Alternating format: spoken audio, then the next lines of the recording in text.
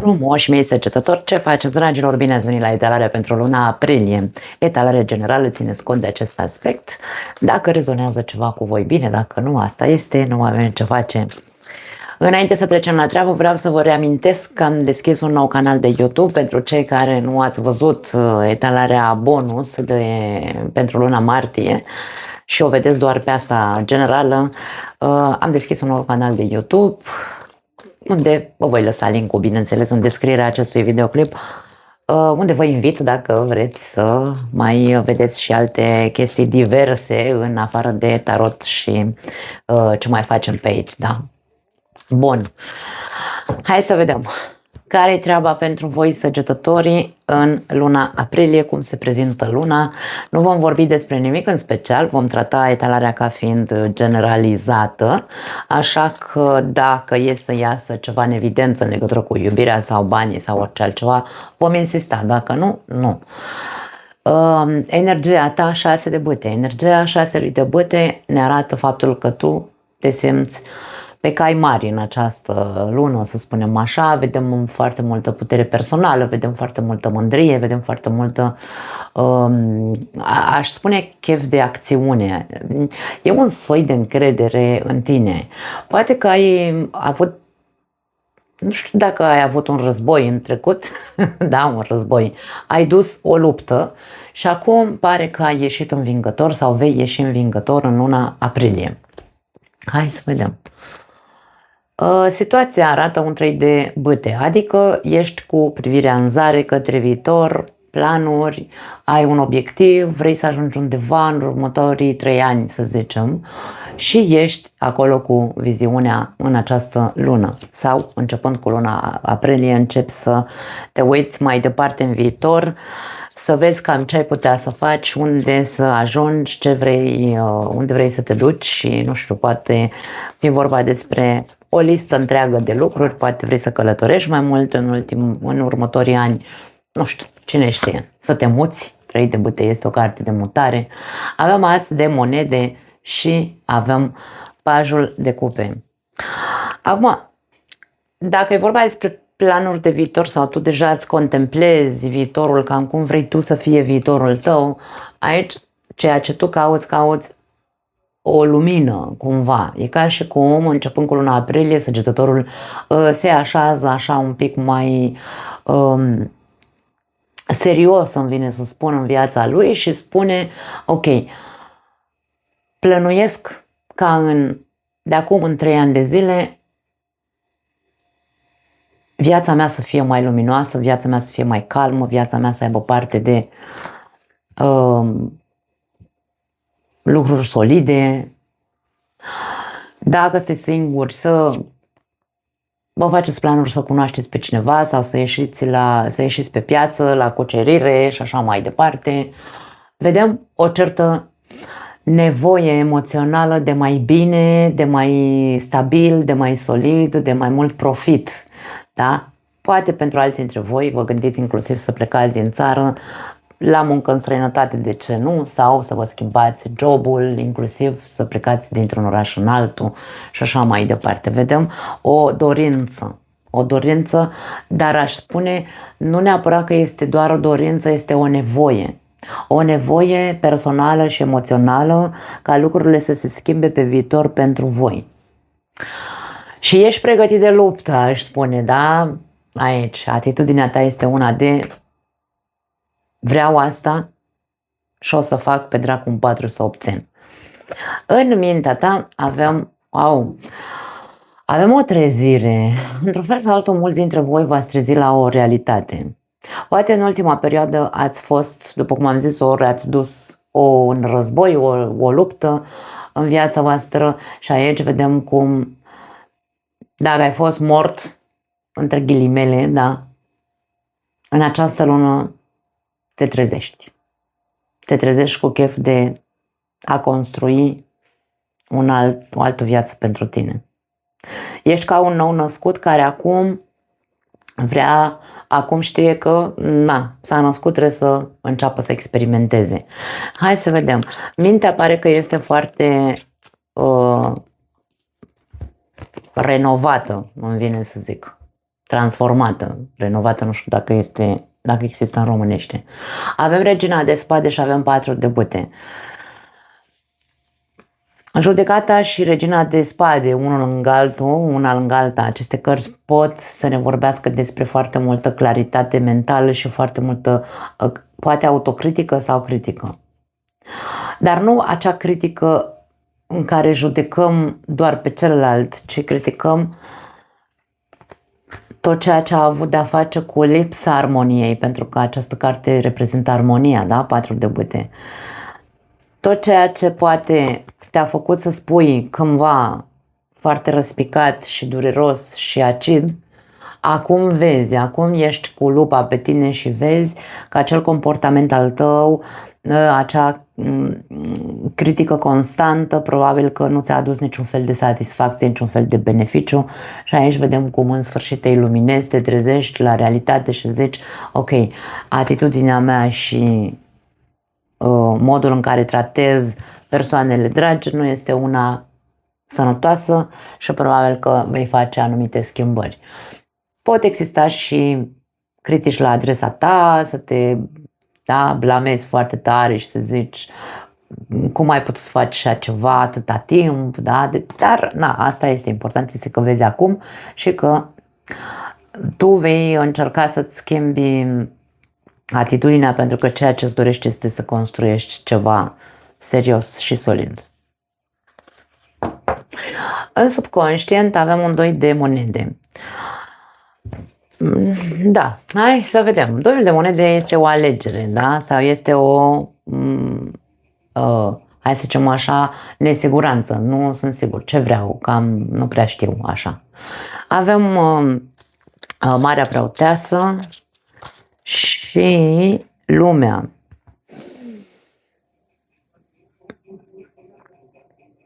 Această cântăreală în care se află în interiorul tău are legătură cu un final.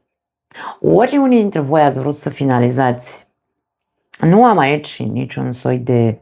Bine, am imaginea relației, să zicem așa, 4 de bâte și asul de monede, ne poate vorbi despre o relație. Poate că tu ai cântărit și posibilitatea să te desparți de această persoană lângă care te afli, sau să închizi un capitol cu o persoană din viața ta, însă intuiția ți-a spus nu, mai stai, mai cântărește, mai vezi care-i treaba, mai vezi cam... mai așteaptă.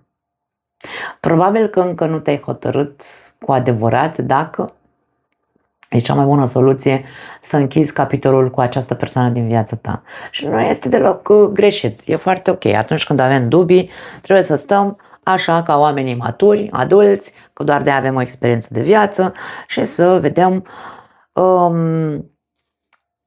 să ne luăm timpul necesar să cântărim pro și contra, să vedem cam care este cea mai bună soluție pentru noi în acest moment al vieții.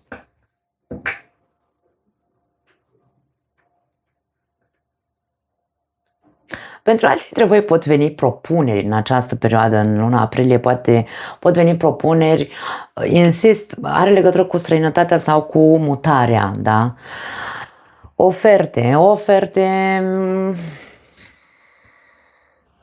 pe care voi va trebui să le cântăriți, să vedeți cu adevărat dacă sunt sau nu viabile pentru voi. Parcă sunt oferte serioase, sau cel puțin una dintre ele este foarte serioasă, într-adevăr, dar nu cred că este vorba despre grabă, adică nu te grăbește nimeni.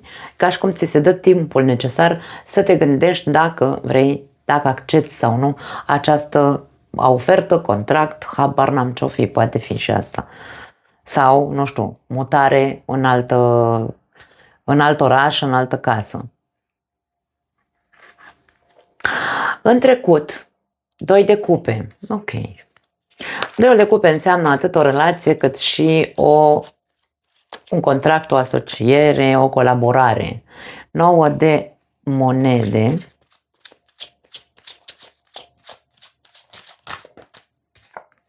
Și 6 de monede. Vedem destul de multe lucruri pozitive în ceea ce vă privește. Relația a fost una, hai să spunem, bazată pe iubire, a fost una bazată pe reciprocitate, dar aici avem o persoană singură. Ori tu te-ai simțit singur alături de partenerul de viață, singură, da? Ca și cum erai într-un parteneriat, dar vorba aia, sunt într-o relație, dar mă simt singur, ca și cum n-aș fi. Nu este o imagine negativă în totalitate, dar nici pozitivă în totalitate. Pentru că aici avem această imagine a burlacului sau a celui singur.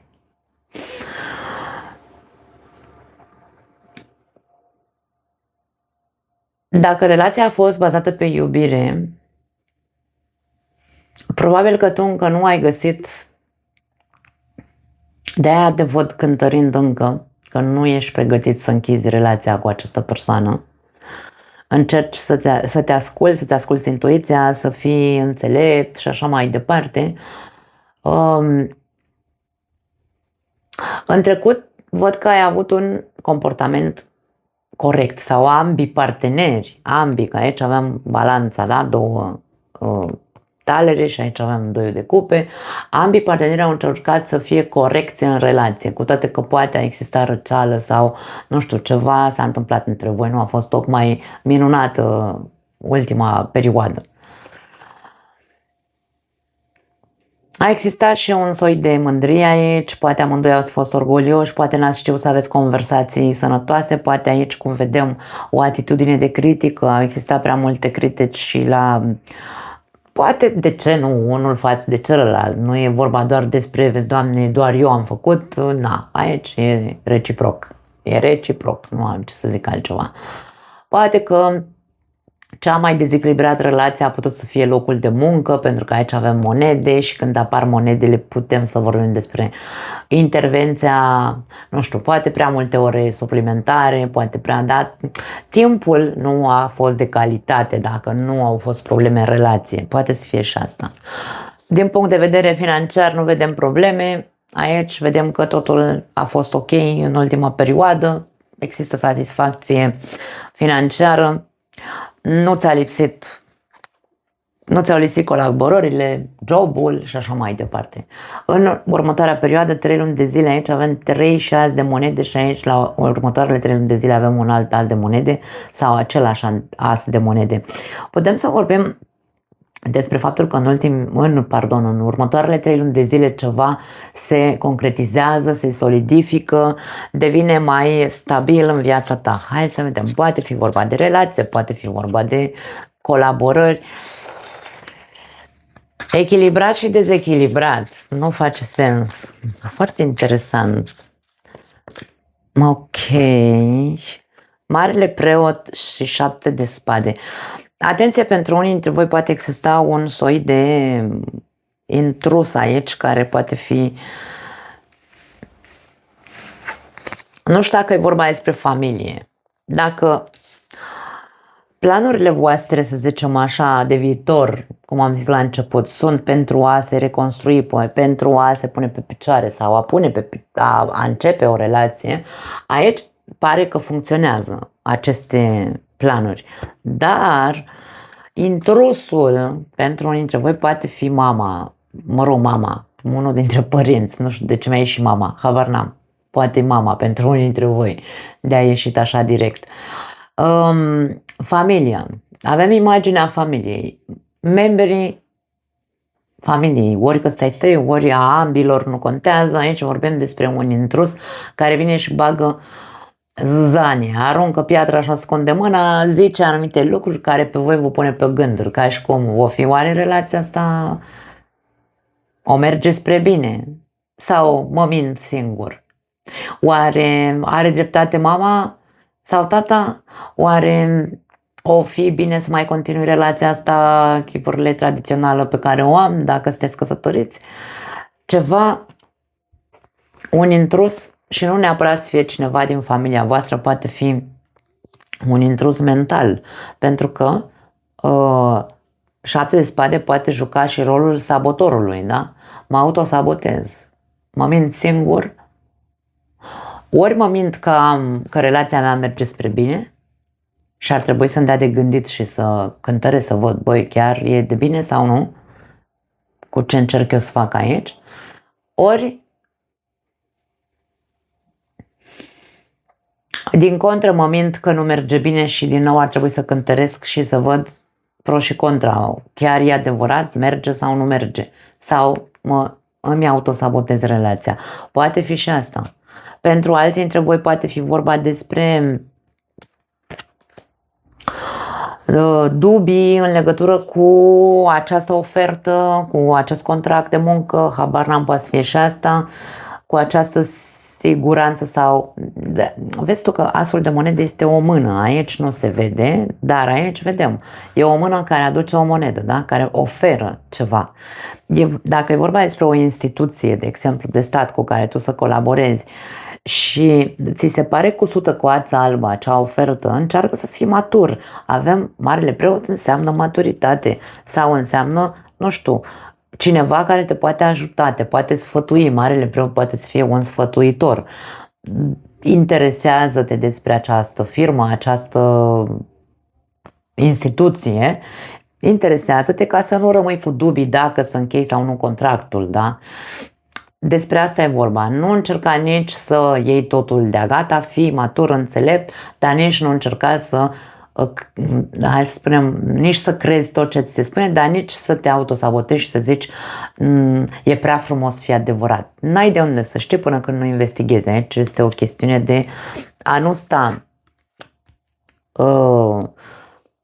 a nu fugi de responsabilitatea de a vedea dacă este cea mai bună ofertă dintre cele pe care le primești sau cea mai bună colaborare pe care poți să o ai. Extindeți antenele, vine să spun aici, dacă e vorba despre bani. Provocarea, soarele, ești provocat să fii fericit, ești provocat să te vindeci, ești provocat să te eliberezi. Vorbim despre chestiuni de genul ăsta. Hai să vedem, ok, au sărit, ce a sărit aici? Un alt as de bute și 3 de cupe. 3 de cupe este recolta pe care o culegem, este sărbătorirea recoltei, da? S-au copt fructele și hai să începem culegerea roadelor. Cam asta este imagine. Este cartea veseliei, este cartea fericirii, este cartea parangheliei, da? Facem, nu știu, facem o fiestă ca să ne bucurăm de roadele pe care le-am, care s-au copt în urma investițiilor, da, pe care le-am făcut și ești provocat să te bucuri. Bucură-te! Este un nou început. Pentru foarte mulți dintre voi este un nou început, ceva nou începe. Dar nu începe pentru că vine de la Doamne, Doamne, începe pentru că voi ați tras aici cumva, da? Voi ați tras, nu veniți din stat cu fundul pe canapea, ci veniți după o muncă, da?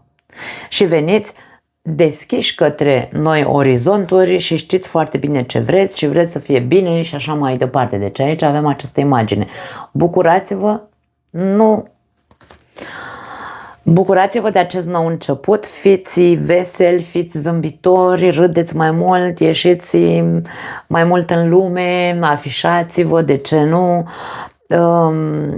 nu vă mai autosabotați, îmi vine să zic. Pur și simplu bucurați-vă, dragii mei, de tot ceea ce vă umple sufletul de bucurie. Nu pot să zic altceva. Sau bucurați-vă de tot ceea ce vine frumos în viața voastră în această perioadă. Surpriza, regina de monede. Din nou monede, din nou siguranță, stabilitate. Vedem aici rege de cupe, foarte interesant. Și 10 de monede din nou. Aici, dragii mei, indiferent prin ce ați trecut, tot ceea ce ați făcut voi până acum dă rezultate. Nu pot să spun altceva. Aici avem această imagine de două persoane care vor funcționa foarte bine de acum înainte. Avem imaginea familiei, structura familiei, avem două persoane generoase, ambele persoane sunt atente și generoase față de celălalt, sunt înțelegătoare și sunt, hai să le numim, constructive, dacă vreți. Așa că avem această imagine de abundență cu de toate, și abundență financiară și abundență din punct de vedere al sentimentalului, să zicem așa. Și dacă sunteți singuri, insist aici, este imposibil să nu cunoașteți pe cineva. Ideea este să încercați să fiți un pic mai puțin critici sau, nu știu, să încercați să nu mai găsiți nod în papură prin orice defect, pentru că asta este cea mai mare problemă câteodată pe care o avem în momentul în care apare cineva în viața noastră. Noi avem o viziune foarte rigidă cu acea listuță. Eu îi zic că toți trebuie să avem o listă cam cum vrem să fie persoana care să ne trăim viața.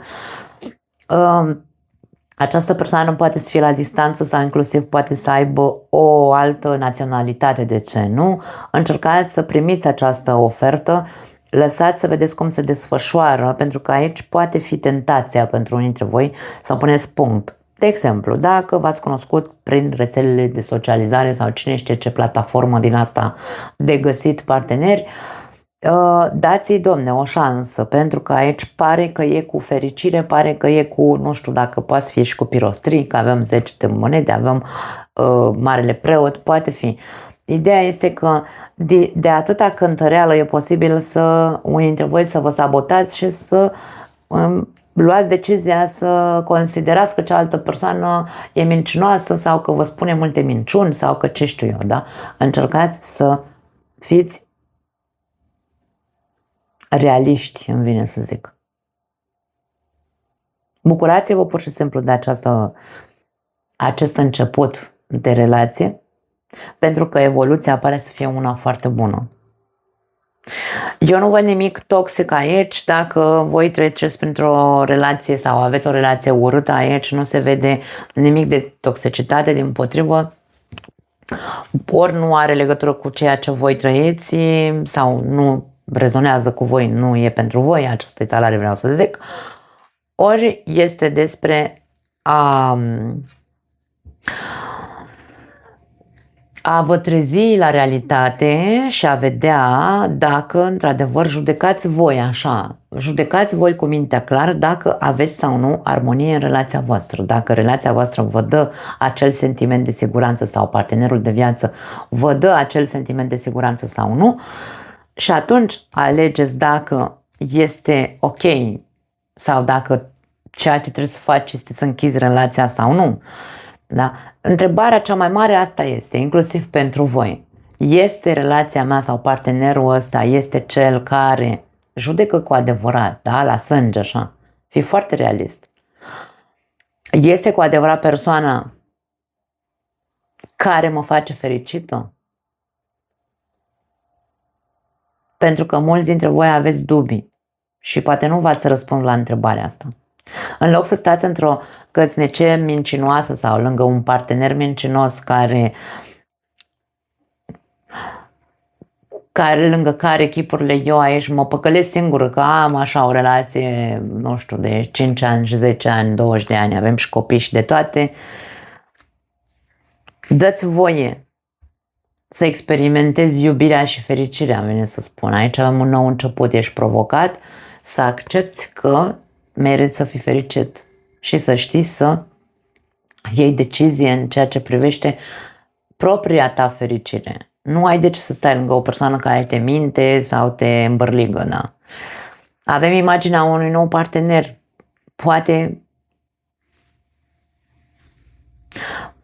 Poate există altcineva care își dorește să aibă o relație cu tine și tu stai aici în relația asta lângă partenerul ăsta care te duce cu preșul. Fiu foarte realistă, de aia spun, aici e vorba despre a fi foarte, foarte cu mintea clară în legătură cu relația sau cu armonia. Există armonie, fericire în viața ta? Dacă nu, începe să te întrebi dacă n-ar fi mai bine, poate, sau cel mai înțelept pentru tine să închizi relația asta. Da, cam asta este, hai să zicem, sunt variantele. Concluzia, 6 de spade. 6 de spade Este o carte care ne arată că se ajunge la liman, se ajunge la o liniște. Wow, s-a întors un alt as la voie cu foarte mulți ași, da. Ne lipsește... ce as ne lipsește? Avem băte, pământ... Ăla de spade ne lipsește. Se ajunge la liniște sufletească, la împăcare sufletească, da, la liniște. Pentru unii dintre voi, inclusiv plecarea sau părăsirea acestei persoane vă duce la împăcare din punct de vedere emoțional și zici, păi, eu am încercat, dar n-am putut sau n-am avut cu cine. Însă pentru ceilalți aici vedem inclusiv o mutare, uite, împăcare, exact cum am zis, împăcare emoțională. Vedem inclusiv o mutare, e posibil unii dintre voi să vă mutați de unde stați, împreună cu partenerul, da? Și aici în sfârșit se așează liniștea, în sfârșit cu adevărat va fi o nouă etapă în viața voastră. Se produce inclusiv vindecarea. Odată cu mutarea se produce vindecarea, vine să spun. Nu știu dacă are sens pentru unii dintre voi, dar cam asta este imaginea, da? Sau odată cu plecarea cuiva se așează liniștea și, de ce nu, aici pentru cei singuri, de exemplu, această relație cu această persoană, dacă îi dai voie, da, îți va aduce foarte multă liniște și foarte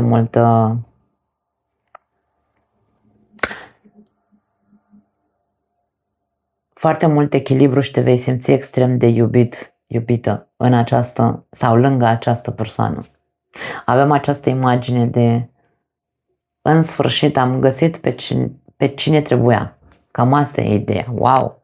Foarte frumos. Cred că pot să o declar cea mai frumoasă etalare dintre toate. Nu mai am altceva pentru voi, dragii mei. Vă pupăcesc. Ne vedem data viitoare aici, dincolo, unde vreți voi. Ciao!